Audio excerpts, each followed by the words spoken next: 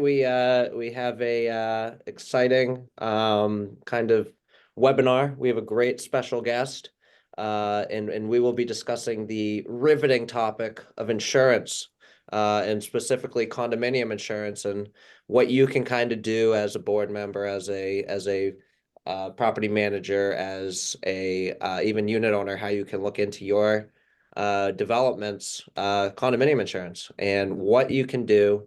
This will kind of cover mostly what we're seeing in Massachusetts, but the insurance as a full kind of holistic approach.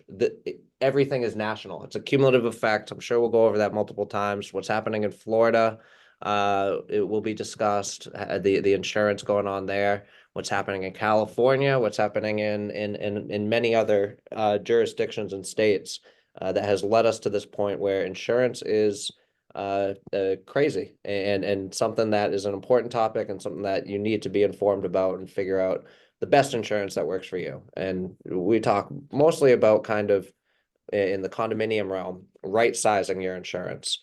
You don't want to just go to your crazy Uncle Eric and say, hey, you do insurance, right? So Uncle Eric is going to say, yeah, I do insurance, but do you do property? Do you do condominium insurance? If they say, no, I just do life insurance, well, you probably don't want to use your Uncle Eric to do your condominium insurance. So we'll get into why you should use someone like Jeff. Talk to someone like Jeff about what is the best insurance for you, what's the best insurance for your condominium, what risks you, geographic or otherwise, you will be or could be exposed to, and what kind of policies would be best for your situation.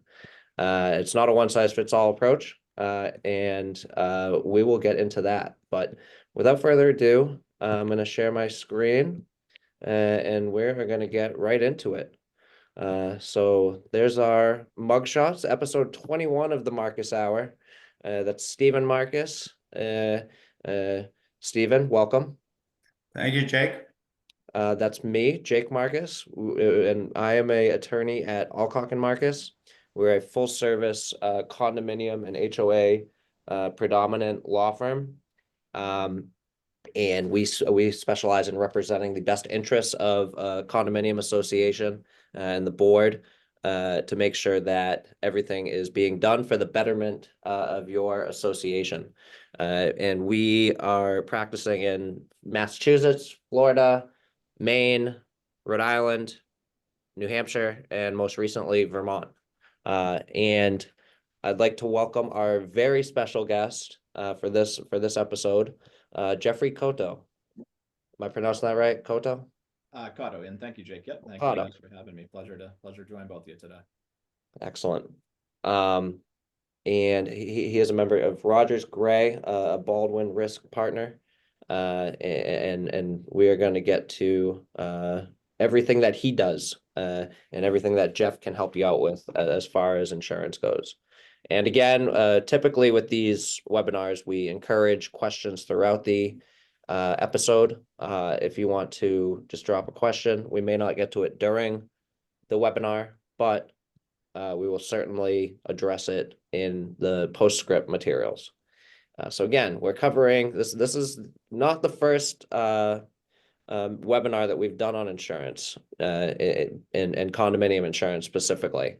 This is just such a pivotal topic, as I mentioned, and we will mostly be covering the condominium master insurance policy crisis and how managers can handle the insurance crisis, and how board members and how board members can best represent the interests of the association as it comes to insurance. So Jeffrey Cotto serves as vice president and partner at the Baldwin Group, about 20 years experience, and he's specialized in delivering the best solutions related to insurance. And in that realm, insurance with condominium associations. He's also on CAI New England Insurance Task Force. Stephen, are you on the task force as well? No. Okay. Well, you're so involved with insurance that I figured You would be. I'll ask Jeff, he's the chair. I'd be happy to help out in 2025. Yeah, Excellent. Well, that'll have, just for Jake and Steve for reference. So, that'll be in a committee moving forward. And so that, the committee task force was started last year, obviously, with some of the, the crisis and education needed for boards and communities around what was going on in insurance. And this year we're moving it to a committee structure. And, that's freshly being developed now and being worked on. So more to come for that for 2025. So Jake, do you want me to get into slide 4? So, and Stephen, you are on I just wanted to add, you are on the national task force for Surfside. And I just wanted to give a shout out to CAI. If you are involved with condominiums, CAI, Community Association Institute, is a great organization to join. And a lot of educational resources. But as we mentioned, Stephen's involved with the National Task Force for Surfside. Jeff is involved with the newly formed insurance task force, both important topics. Surfside has caused quite a ripple effect as far as it relates to insurance and other issues related to condominiums. And I'm sure we'll discuss that. But okay, Jake, want me to get going with how do we get here and where we are going? Also, we're getting some comments, Jeff. Jeff, people can't hear you. Sorry, Jake. People can't hear you, Jeff. Can you increase your mic volume? Sure. And I'll try to speak a little bit louder. Can you hear me now, Jake? Yep. Okay. Audience, is that better? So yeah, you might have to be closer to the microphone, but that's great. Okay, why don't I take over slide 4 at this point? And I wanted to recap on Jeff. They say it's a little better, so the closer to the mic you are, the better. I'm glad that Jake talked about Community Associations Institute. It's the national and now international nonprofit for the most effective education and guidance for the operation of condominium associations, homeowner associations, and cooperatives. There's a New England chapter based in Wellesley. Coletta Carini is the executive director. I suggest that all people on the call should strongly consider become members of CAI. They do have in addition to the CAI New England Task Force, there is a risk management group, including carriers and agents for condominiums, cooperatives, and homeowner associations. On a national level, I'm involved with the Federal Legislative Action Committee, but there's a lot going on with insurance, and it probably was the hottest topic in 2024.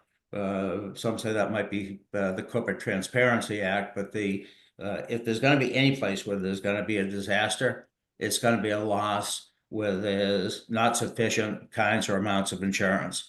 If you end up with a fire and there's a $10 million shortfall, do you as managers, and I know there are some board members on here as well, want to be in front of a group of owners explaining to them that the condominium had $10 million less insurance than its replacement cost? So these are scary topics, and these are scary times. And the market has hardened, meaning that premiums have gone up dramatically. So first of all, I want to take a moment of silence to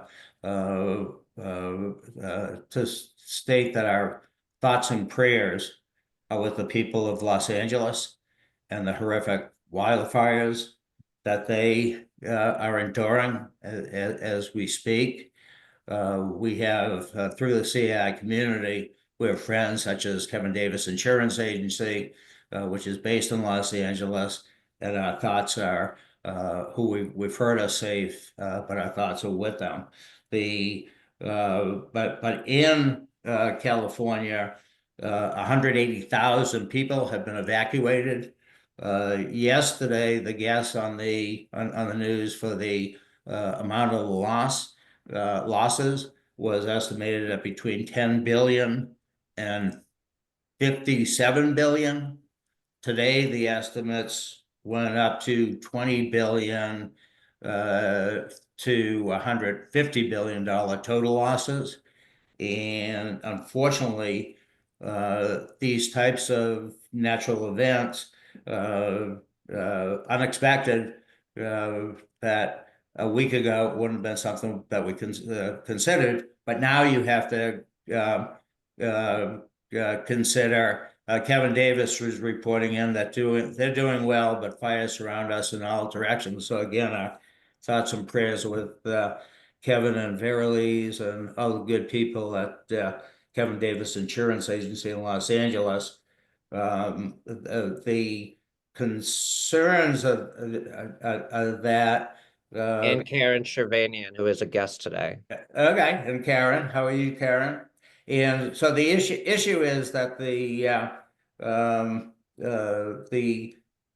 market is the carriers are going to respond to the California wildfires. And if there's something in 3 months elsewhere, hurricanes, tornadoes, they're going to respond to that. And it seems like insurance carriers like recouping their losses fairly quickly.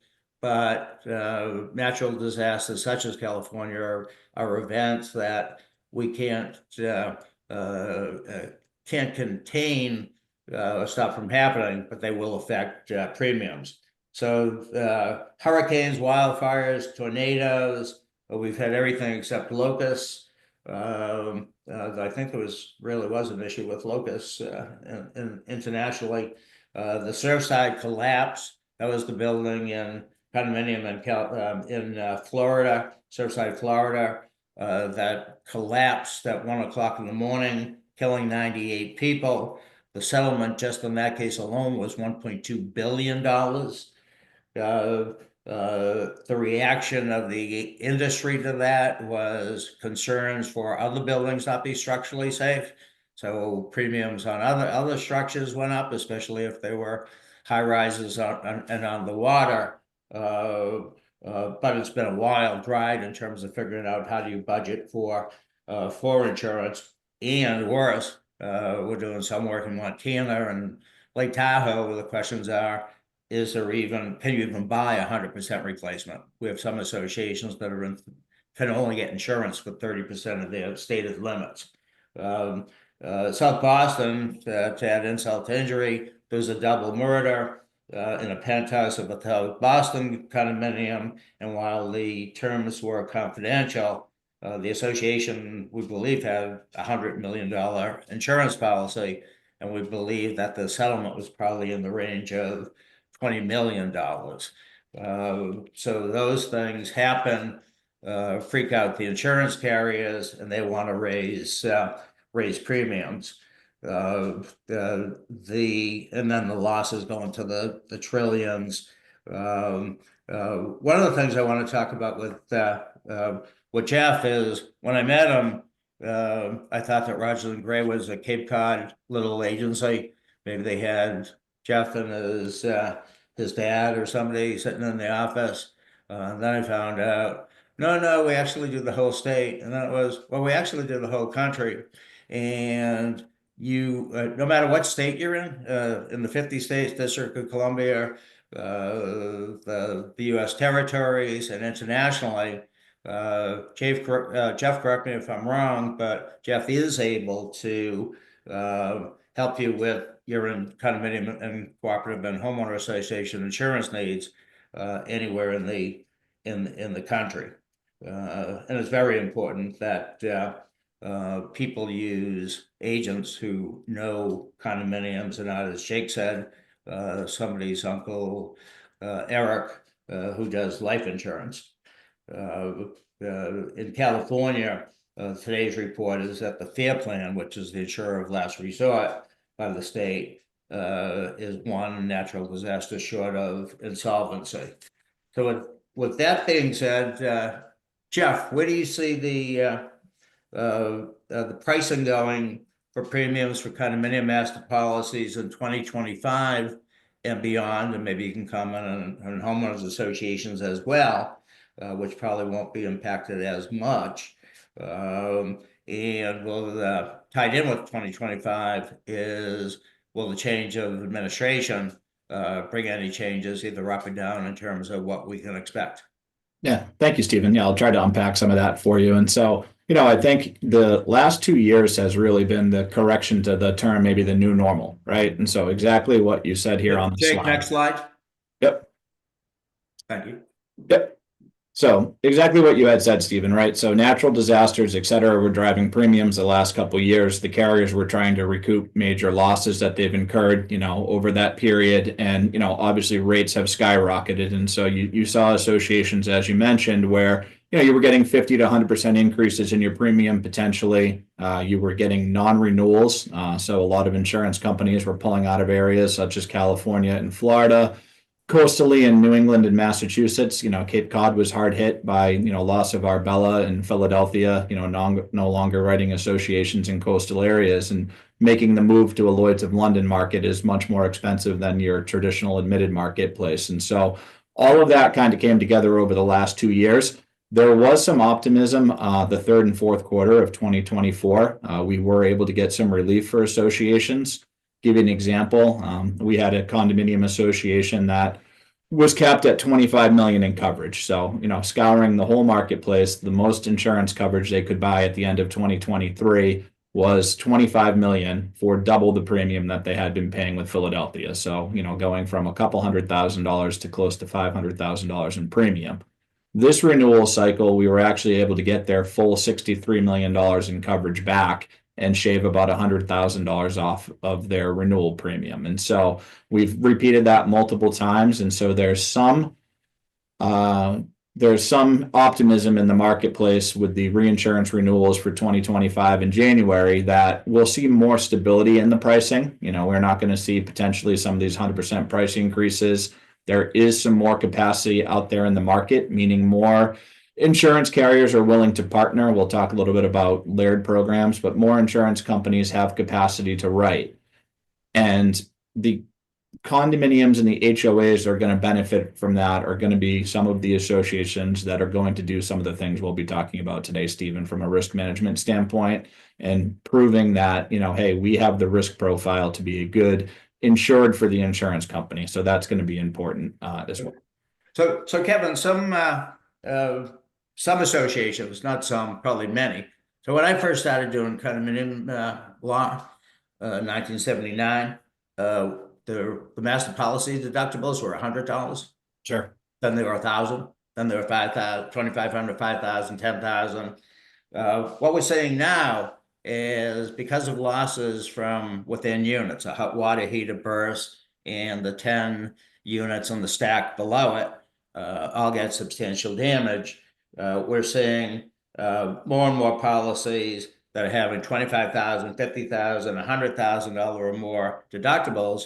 And then Jeff has talked to me about wind coverages where a 2% deductible could be astronomical in terms of amounts, and he might have ideas with that, with how to deal with the high wind deductibles and maybe earthquake deductibles, etc.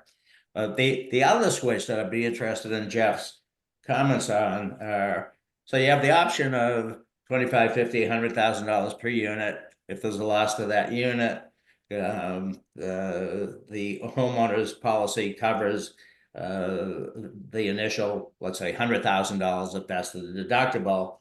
But then the problem is Fannie Mae said, well, what if all the units are damaged? So they said, well, you can't be more than 5% of the stated limits. So in other words, if you multiplied $100,000 times the number of units, does that equal a number that's less than 5% of the stated limits?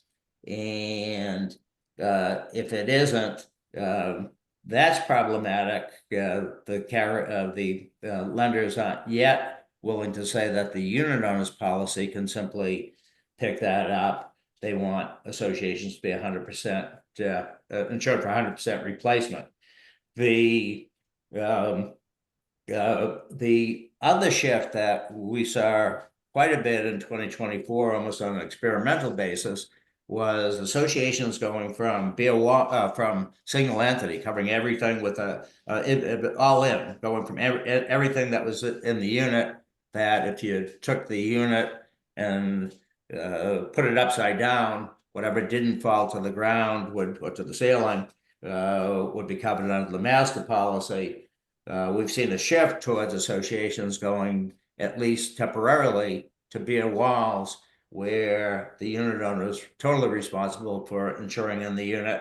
That does away with the per unit deductibles, and it makes the 5% deductible requirement of Fannie Mae not an issue.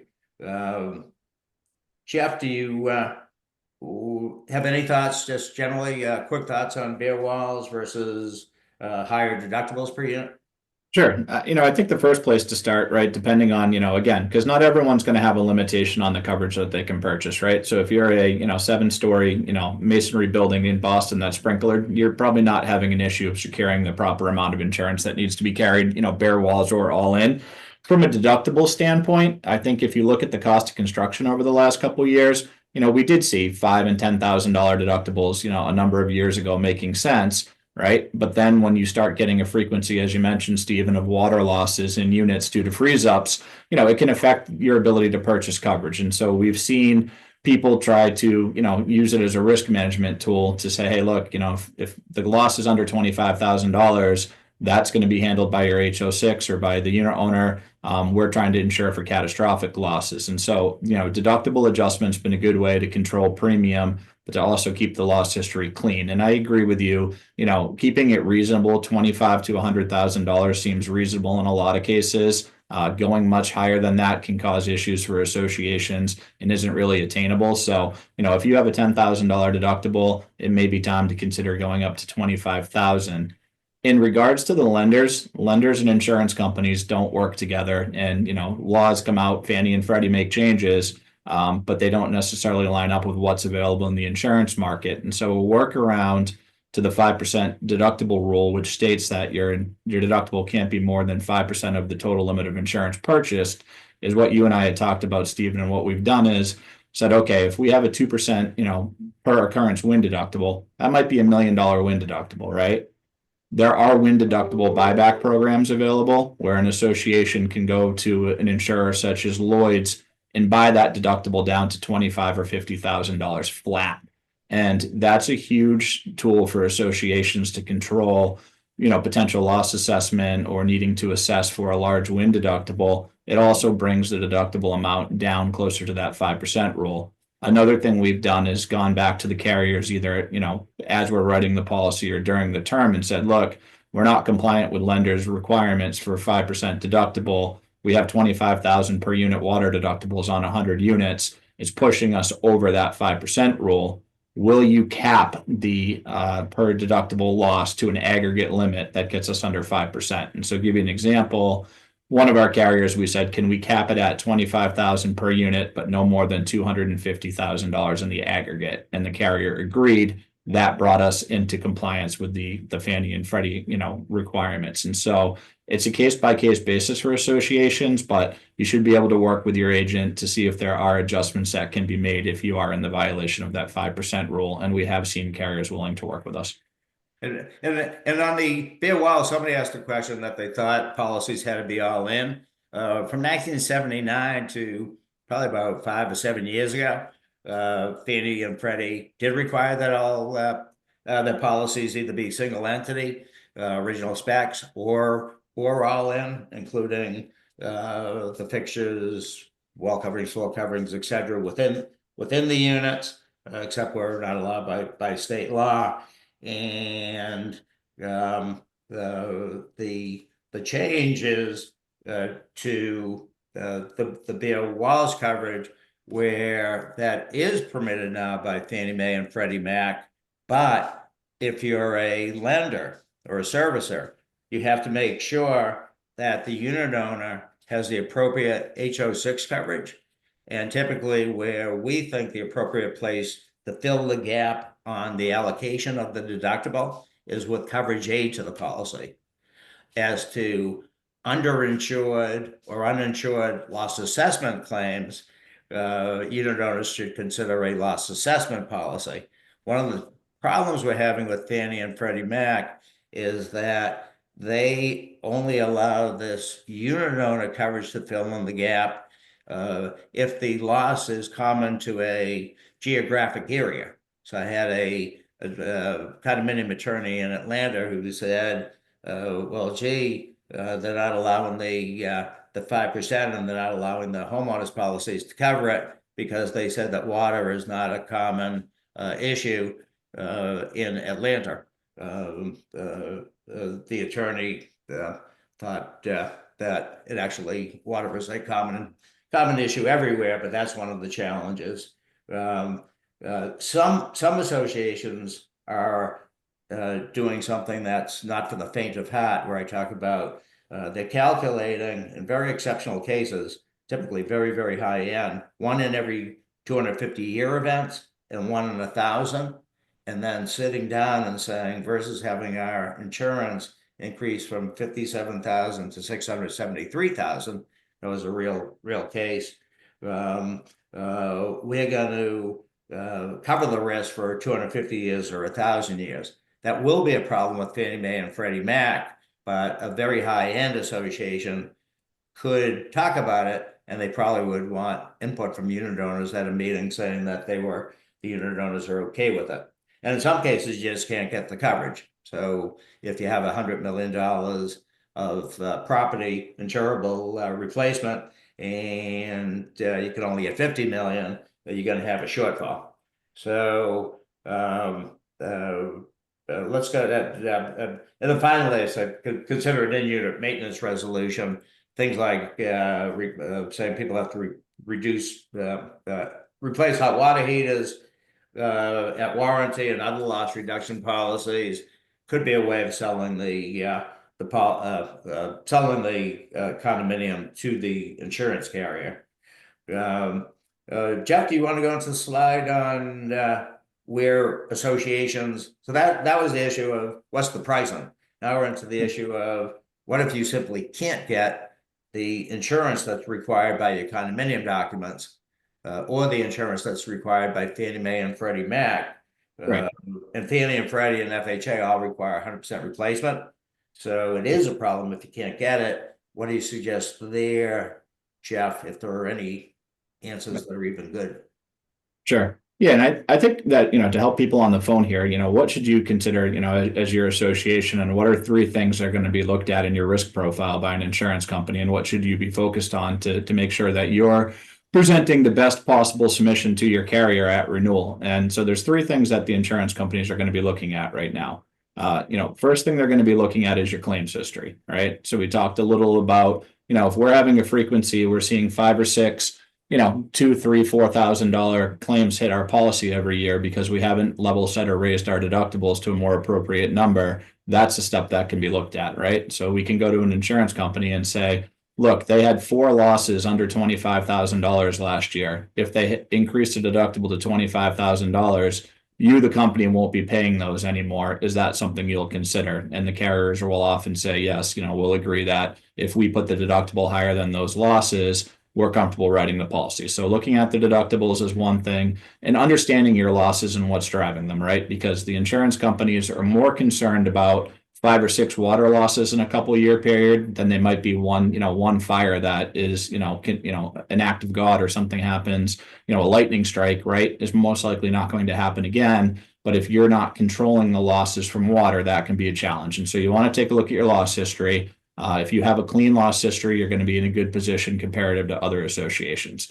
The other thing that you want to take a look at is, in the past, the soft market, the underwriting wasn't as stringent as it has been, the same way the mortgage companies got in trouble a number of years ago, right? They weren't underwriting to the specs that they should have been. And so what we're seeing now is the carriers are asking us, what in detail, what have you done to maintain your association or your property?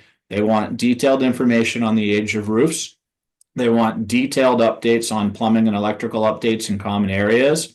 And in some cases, they're asking for receipts reserve studies, and replacement cost appraisals to support this documentation. And so Florida, and Stephen, you can mention, Surfside, but deferred maintenance in Florida, it had insurance companies becoming maintenance insurers. And so, 30-year roofs that are past warranty that are damaged in storms were being, replaced with brand new roofs. And so now insurance companies don't want to be the maintenance insurer, right? So what they're saying is, all right, how old are your roofs? Well, they're 30 years old. Well, now you're going to get actual cash value, potentially on your roof instead of replacement cost.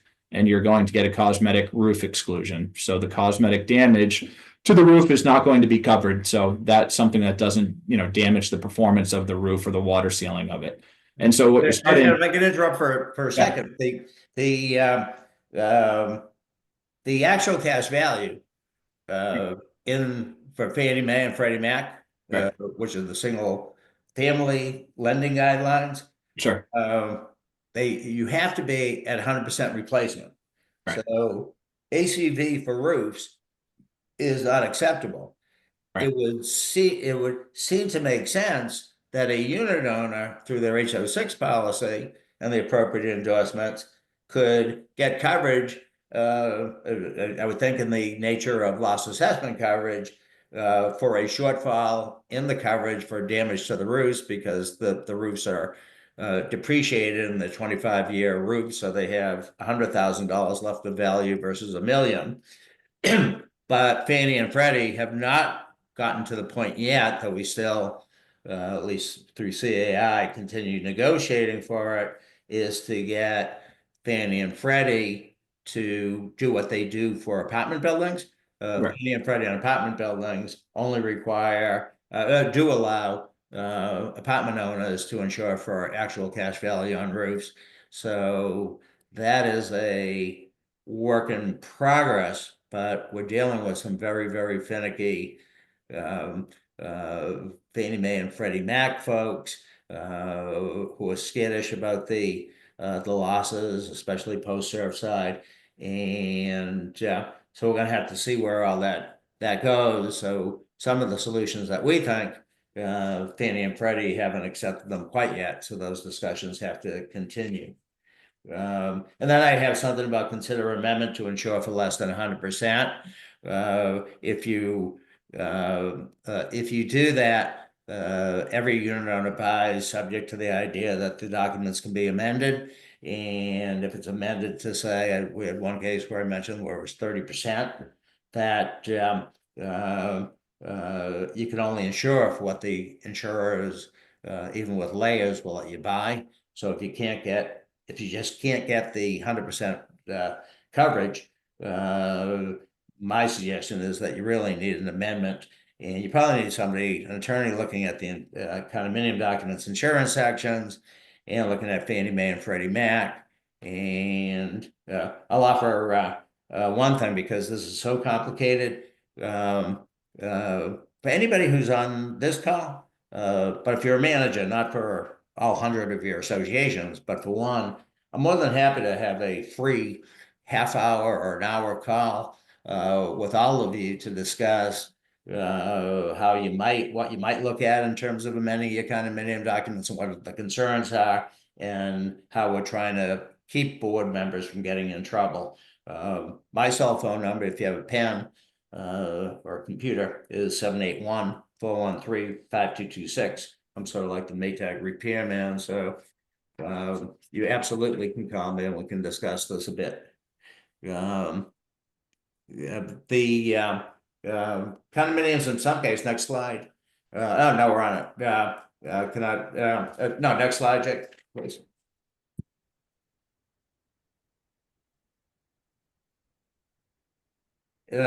Jeff, do you want to go into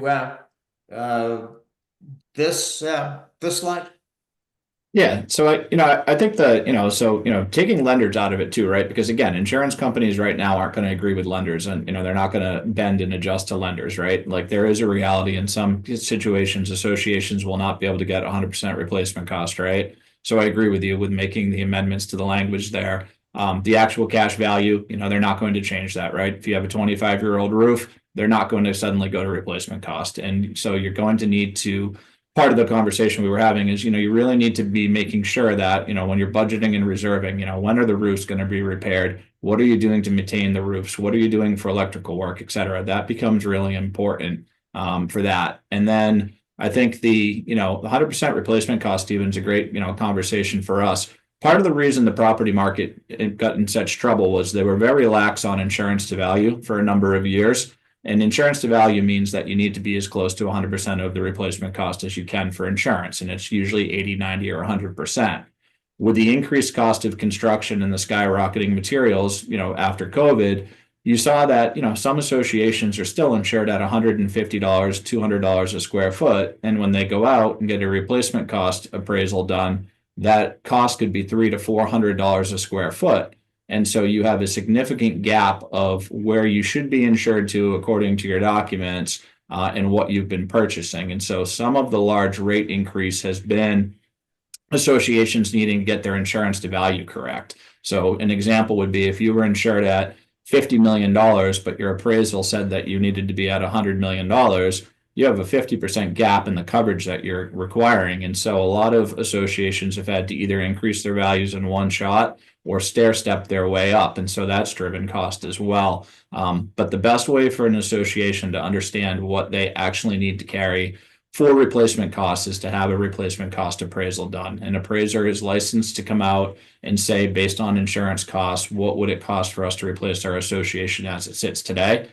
They do a wonderful job on the reports. Don't quote me on the cost of them, but we see them run anywhere from $2,500 to $5,000, depending on the number of units. But that allows the board to understand what they should be insuring for, work with their agent and carrier to get closer to that value. And it also protects the board of directors that they did their due diligence and fiduciary duty to make sure the proper limits are being looked at.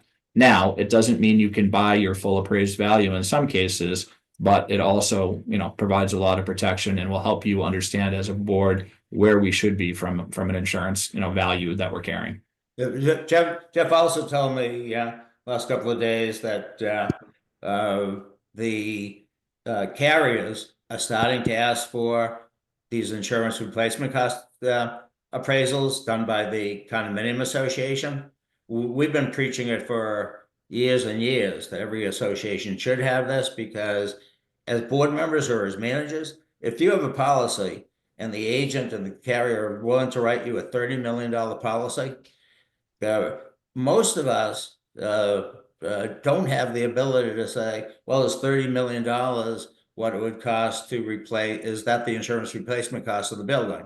We know the land still has value. That's not going to be destroyed, and maybe the foundations, but is the policy enough? And if you say no, or I don't know, then you're looking at if the real valuation should be 60 million, a $30 million shortfall. And again, what I said earlier, I don't want to be the manager or the board members going to a group of unit owners and saying that, gee, we relied on the agent and the carrier, but they're saying we can't rely on them, and we've had our loss and total loss, and we're $30 million short. So if you can go to if you can get the insurance replacement cost, please do it. I think that's also on our New Year's resolution suggestions. Yeah. And I think, Stephen, it becomes even more important to understand what insurance limit you should be carrying, because as carriers restrict coverage, right? So in the past, you had blanket agreed amount or guaranteed replacement cost, meaning the total amount of insurance in a blanket is available for all the buildings. Agreed amount means the carrier will agree to the value on the policy and pay that without a co-insurance penalty. When you go from an Arbella or a Philadelphia to a Lloyd's of London, you're often seeing now that you have what's called your stated value. So if the policy building in a policy is stated value of $1 million, that's the most that building will be able to collect on the policy, right? Without a blanket, it will collect the stated value on the statement of values. Let's say that building really is worth $2 million.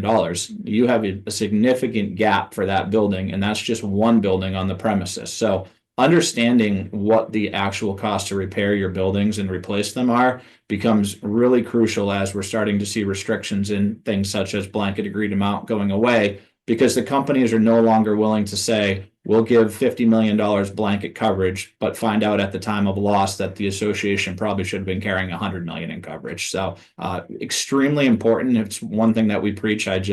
For years, it's been, please get a replacement cost appraisal done. So the concern also raises its head when you get these pesky little lender questionnaires that most of the banks are using, and using a form that Fannie Mae and Freddie Mac sort of suggest. But there are questions that, if you get a lender questionnaire and the first question is on insurance, is the building insured for 100% replacement? If you don't have the qualification, if you're not an insurance replacement cost appraiser, my guess is you have no idea whether your policy is correct. And one of the numbers I've heard is that probably 50% of the condominium associations in the country are not insured for 100% of their replacement cost. And before, we used to see guaranteed replacement cost policies, and no matter what it costs, we'll replace it. I think those are probably being seen less and less. Let's shift to the next slide. I think we have to finish off a few pretty quickly. If the homeowner, if the association can't get certain coverages, then there's even more reason to go bare walls, because at a cheaper cost, the unit owner can get the coverage for everything within their unit. If you go bare walls, there might be a minor extra premium if you're paying for inside the unit, but it's going to be less than what the association would pay if it were on the master policy. And then maybe cutting edge is CHUBBS Insurance, which has a great reputation as paying claims. They're not the cheapest premiums, but they offer homeowner policies. They just came out with a policy statement with their, what they call their CHUBBS Masterpiece policy, where they now say that no matter what the condominium documents say about who's covering what, that CHUBBS, as insurer of my unit, is going to be primary and is going to deal with the losses to anything within my unit. And the thought is that it avoids gaps, but CHUBBS also claims that they can be speedier in terms of settling a claim versus a unit owner being told, well, you think you have $50,000 of damage, well, the master carrier thinks you only have $20,000, and then it avoids the fight over the amount of coverage. Next slide. So loss runs are going to make it difficult for the sell the carrier on your association as a good risk. So we talked about the stack of units getting damaged by water damage claims, but things such as requiring replacement of hot water heaters at the end of their warranty period, reporting requirements if you see water, which potentially could evolve into mold claims and bigger claims. But you sort of want to sell your condominium association these days to the carrier as to that you've done a risk management assessment, you've walked around the property, you've looked at signage, you looked at possible repair issues, you looked at roofs that maybe are aging, but to assess those and get ahead of all this, and to be undertaking repair measures, because I don't think the days of deferred maintenance, I think they're long gone. And I think associations are going to have to bite the bullet and pay for items that need replacement. And that means that you can't kick the can down to the next set of board members, and you can't be swayed by unit owners saying, oh, you can't raise our assessments because they can't afford it. The question is, what will it cost to maintain a certain building? And I guess my thought is that the safest route to avoid liability is to undertake those deferred maintenance measures, and that will also help selling your policy to the master insurer. Condominium managers, next slide. Condominium managers are going to be, the nature of the business is the managers are expected to be the engineers, the architects, the CPAs, the attorneys, and everything else. But they're really responsible for tasking those things to professionals who can deal with them appropriately. But unfortunately, the condominium managers, if you go to a unit owners meeting and the fees double, the insurance premiums double, unfairly the managers take a hit. So you may need the insurance agent for the association doing a dog and pony show at the meeting to explain why this wasn't something that's just can go away. That if carriers won't quote you less than $250,000 in premiums for your policy, you can't simply say, well, we're going to have 50 million and that's sufficient. There has to be advising of the unit owners, etc. And I sort of end that slide with the managers, and they should make it clear in the management contract. Condominium insurance is just too dangerous. But the manager should not be held to be the expert on the law, engineering, insurance. The manager should be able to suggest the use of the professional experts. Jeff, do you want to talk about, not a whole lot of people talk about parametric insurance. I asked a few people across the country about it, probably about a year and a half ago. And Jeff seemed to have the best answer. But this is kind of interesting as a quasi insurance product, but it's a little different. So I'll let him explain it. Sure. Yeah, just a quick blurb on parametric insurance. So when you look at parametric insurance, if you think about your property, right, and what parametric insurance does is say, okay, let's say you're in Gloucester on the water, right, and you want to insure your seawalls, which are excluded from your property policy. You've got a multi-million-dollar seawall that's excluded, right, and you're also worried about wind coverage. A parametric policy is a little bit different because it draws a geo fence around your property, right? So you put a circle around the property out, extending out to a certain radius. And the coverage trigger is, in certain cases, the wind speed, right? So there's a sliding scale on wind. And so it starts at, let's say, 50 miles an hour up to a Category 5 hurricane speed. The policy pays out on a percentage of wind speed that is achieved, during an event. So let's say we have a hurricane, it hits 120 miles an hour. That might be 100% payout on that policy. A third-party weather service monitors that to confirm the event took place, and those policies pay out within weeks instead of months. The trigger is you hit the event, it's verified by a third party, and you have a payout, within months. An example of the seawalls that I gave is, people have called and said, well, we can't insure our seawall. We lost them in a nor'easter and we had to take out a, $2 million loan, and assess everybody to pay for this. With a parametric policy, you can actually cover those seawalls and other landscaping items that are excluded. And you can also use them for wind. And so, like, as we talked about in Florida, some associations may not be able to buy wind coverage, period, or get it. They could buy a parametric policy to insure for wind. And so it's another product to talk about as insurance evolves. We're seeing captive property insurance become available. It's not really something for community associations yet, but a captive property program can help large portfolio owners with apartments. And parametric, like I said, is just another thing to take a look at that could be a solution for high wind deductibles, fire insurance, earthquakes, and other items that are typically excluded in policies. But not something that generally I'm hearing board members or managers or condominium attorneys really talking about. So if you don't know it exists, you can't ask for it. But the next slide is next two slides are New Year's resolutions, and one of the solutions I'll try to address that. So the first one we talked about, which is in 2025, have your association pay for an independent insurance replacement cost appraisal. Sometimes they call reconstruction cost appraisals.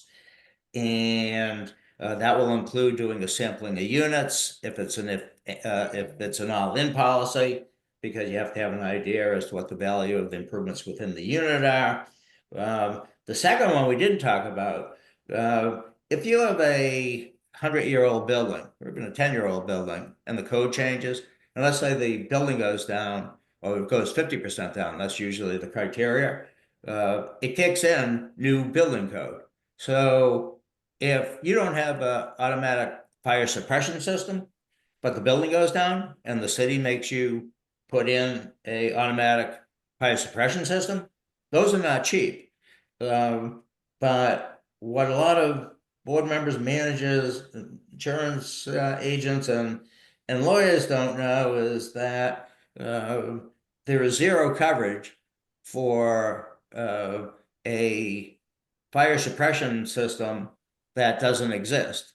The only way you can have coverage is to buy ordinance of law insurance. So it's not only on code upgrades, it's also on demolition of the undamaged portion of the building and debris removal. So there are three parts to the ordinance of law. Some carriers offer $300,000 automatically, and that's good or bad. It's good that associations have some. The problem I've seen is that if a number, 300,000, is listed, insurance, condominium managers and board members will look at the policy and say, oh, the agent and carrier are telling us that 300,000 is enough. The agents and carriers consider you to be, they consider themselves to be order takers, like at McDonald's. You want $30 million of insurance, here's your $30 million of insurance. You didn't say anything about ordinance of law, we didn't give you any. Or it was your responsibility to get a code expert and an architect to figure out what would it cost to be current code, what would it cost to demolish the undamaged portions, what would it cost for debris removal. Consider an increase in the liability in D&O policy. I guess I'm sick of saying that Fannie Mae and Freddie Mac still have $1 million for minimum liability coverage. $1 million is the same as it was in 1979. In these days, $1 million is not what it used to be. And the problem we have is that if you have a law such as the double murder in South Boston, you as a board member, I think, want to be able to say or check out what would 5 million cost, or 10 million cost, or 50 million or 100 million of umbrella policies over, and this is important, the general liability, the most likely standalone D&O policy, and non-owned and hired auto. And then the umbrella over them is typically available in reducing amounts. So to go from 50 million to 100 million might be nickels and dimes comparatively. So the only thing I can say, and it was an answer I was given 40 years ago about how much liability insurance and D&O insurance is enough in a condominium. The best answer I ever got to that 40 years ago was, how much can you afford? Because the amount of a claim can be astronomical. Then I have buy and if any workers' comp policy that covers you if anybody is deemed to be your worker by the industrial accident board. The problem is you call a plumber in at 3 in, you're unable to get the appropriate insurance and endorsement to the policy to name you as additional insured. If somebody gets damaged on the property, you want to make sure that your policy, workers' comp policy, can cover it if nobody else does. Consider earthquake insurance. Ben Lipson, who wrote for the Globe insurance section decades ago, every year would say to people in this area, buy earthquake insurance. At the Northeast, it's on the second worst fault in the United States. And it's something to consider. Get insurance, fidelity insurance, naming the manager as designated agent, and additional obligor, or providing for acts of volunteers. Consider cybercrime coverage. Jeff can talk to you a little more about that, but I think it's not bought as much as it should be. And we hear every day about cyber crimes or people holding hostage big corporations and not releasing their website, their portals back to them unless millions of dollars is paid. You need insurance to have that coverage. And the final one is the expert insurance agent makes no more of a commission selling you a policy, apples to apples, than your crazy uncle, Uncle Bob. So if so don't use somebody who, as Jake said, sells life insurance policy but knows nothing about condominium insurance. It's perfectly fine to say, how many condominiums does your agency write for? Is it 500 or is it, oh, we do one here or there? You're not going to pay more, and you're going to look good if you have the best agent versus the worst. And there are not to I know this is Jeff's hour to shine in the sun, but we have, I'm gonna miss some, but we have Rodman Insurance, we have Brown and Brown, we have Bob Massey, we have Hub International, John Piazza, Katie Dodge at USI. If there are 6 or 7 agents who really know condominiums, please use them, and everybody will feel much better versus you're relying on somebody who doesn't know condominium insurance. Jake, questions and answers? Yeah, so we got some great questions. We appreciate and yeah, I see a few hands are raised. If you want to type the question, that would be great. We did get one of the good questions I got towards the end is wouldn't it behoove the insurance company to have its customers properly insured? Jeff, what are your thoughts on that? I mean, I did do in a past life, which wasn't too long ago, I guess, but I did do insurance defense for a little. The claims process, when it gets to litigation, can be quite the headache on the back end. But I kind of wanted to get your thoughts, Jeff, on that question of properly insuring properties. Yeah, and yes, and to answer that question, Jake, yes, the insurance companies do want you to be insured, properly, and I think that's why you're seeing a little bit more of the, hey, prove to us what your replacement cost is versus just verbally telling it to us. Show us that you've done the improvements and betterments that you've said. We're going out now after COVID. You lost a lot of field inspections, and so most associations now will have a loss control visit 30, 45 days after binding, to take a look at the conditions of the property. Are there trees that are dangerously close to the building that might need to be removed? Is there aluminum wiring being found within the property that people weren't aware of that needs to be remediated? And so yeah, the goal is to get insured to value, and then also to continue to improve the risk profile, which allows the companies to pay less claims, and then hopefully not charge as significant premium for those associations that comply with those items. And to add just a tiny bit to that, to repeat what I stated earlier, unless Jeff corrects me, the insurance carrier may want you to have adequate amounts of insurance, but the agent and the carrier are gonna kick and scream and insist that when they wrote your policy for $50 million, even if it should have been 100 million, that all they did was took your order, like McDonald's. You want $50 million of insurance, here it is. So they may want it, but they're not going to go out on a limb unless they have a special relationship to the insured and say that we're guaranteeing that this amount is all you need for coverage. Right. And when you sign, so just that's a great point, Stephen. So as a manager or as a board member, when you sign the statement of values on property insurance is the amount of insurance that you're carrying. And it usually gives you a breakout of each building and the total limit of insurance. If you sign that statement of values, that's your promise to the insurance company. You're certifying that $50 million is the amount of insurance that you're purchasing and being covered. That's not the agent determining 50 million. That's not the insurance company determining 50 million or the property manager. The board is certifying that they agree that the limit of insurance they're purchasing is that number on paper. So that's a great point. And then, Jake, we're running a bit over, so I don't know if you have a final comment or if Jeff wants to give a final word, or if you both want to give a final word, and then let these nice people go for the weekend.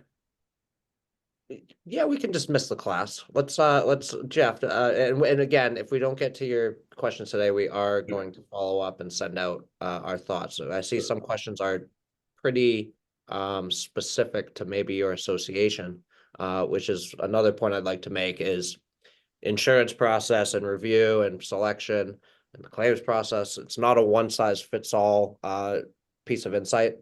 It usually depends on the size. I know we mentioned some factors that are involved. We want to make sure that we're not kind of trying to address a specific question when there may be more details that we need. And Jeff, Though I did that crazy offer that I made about a half hour or so, or an hour of my time for free if I gave you my cell phone number, 781-413-5226, for those who are asking specifically about their associations, assuming we don't have a conflict and we don't want to interfere if you're already represented by legal counsel, but more than happy to have those discussions. But Jeff, any recaps to today?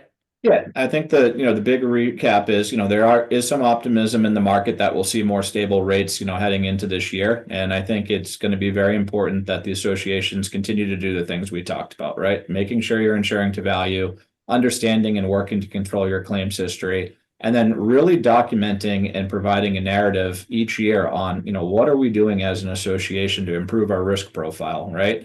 Are we, putting water sensors in the units? Are we replacing burst-proof hose? The more detail you can provide to your agent and the better narrative that I can take or an agent can take to the underwriter to prove that this association is a good risk for them is going to go to the top of that underwriter's pile. So it's very important to do a thorough review. When we do a review with our clients, we go over the majority of the things that we talked about on the phone. Stephen, we've had these conversations for years, right? So we'll do a deep dive with you. And, again, make sure you're reviewing these items and doing the best you can, because that's how you're going to control insurance costs in the future. In some cases, rates are going to stay high and they'll be here for a while, but the more you can do to prove that you're at the top of the pile from a risk management standpoint, the better off you're going to do with pricing and renewals. And being very careful. My exposure to the wildfire issue came from one in a different state out west where the agent sent me over the certificate of insurance, and the first line in capitals was this policy does not cover wildfires.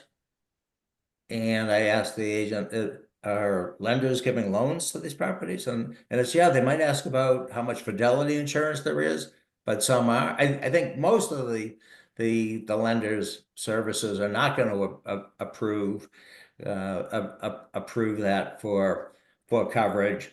But you have to speak to the agent and see where what the best routes are for going forward. Jake, any and somebody said no, lenders are looking for wildfire coverage. My example was on this particular one, I think it was in Wyoming, but the person at the lender's office somehow missed the capital letters that wildfire was excluded. So again, the good services, the good lenders across the country are gonna catch this, but be on the lookout yourself, because you don't want to find out that you purchased an insurance policy that doesn't cover such normal things such as fires. So it's a little scary out there. I'm not sure how many of you have the expression RTFP, read the full policy. Some people use a different word for F, But unless you read the policy, the declarations pages, the condominium documents, look at the Fannie Mae and Freddie Mac guidelines, you're gonna get the puzzle wrong, or there's the potential to. So, one, use good agents, two, use good carriers, and three, make sure that you do your final look at what you're buying to make sure that these folks didn't miss anything. If you don't have one and think you need a risk advisor, that's something that you can do. But we do have some great agents in the Northeast. Jake asked me a question by a text a couple of minutes ago as to where can what if you're in Florida or California or Wyoming? Can we give agents, because of our involvement with CAI, we know agents in all 50 states, District of Columbia, Puerto Rico, U.S. Virgin Islands, and Jeff himself said that what I thought was the tiny little Cape office is is more like Google or Uber, and is big business and does do states in all these states. But use a qualified agent such as Jeff, and I think you'll sleep better. I think that's all I have to say, Jake. Yeah, I know there's a ton of questions that Jake, if you can cut and paste them, we'll answer those, so you'll get the answers probably next Tuesday or Wednesday. For me, thank you, everybody, and have a great weekend. Thank you, everybody. Happy New Year. Happy New Year, everyone. Thank you.